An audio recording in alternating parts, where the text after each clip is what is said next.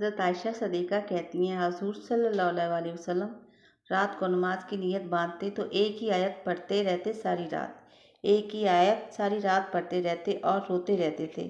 اور جب حضور صلی اللہ علیہ وسلم روتے تھے تو جس طرح ہانڈی ابلے تو آواز آتی، اسی طرح حضور صلی اللہ علیہ وسلم کے سینے سے آواز آتی۔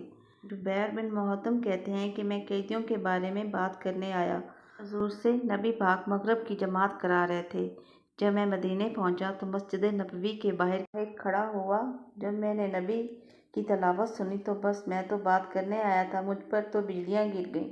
کون ہے جو میرے دل کے قفل اور کفر دھو رہا ہے؟ بس قرآن سنتا گیا اور رب مجھے ایمان کی توفیق عطا فرماتا گیا، کلمہ پڑھ لیا اور مسلمان ہو گیا۔ سبحان اللہ! کی شان ہے میرے نبی کریم کی اور ان پہ لائق کلام کی، کیا اللہ کا پاک کلام ہے۔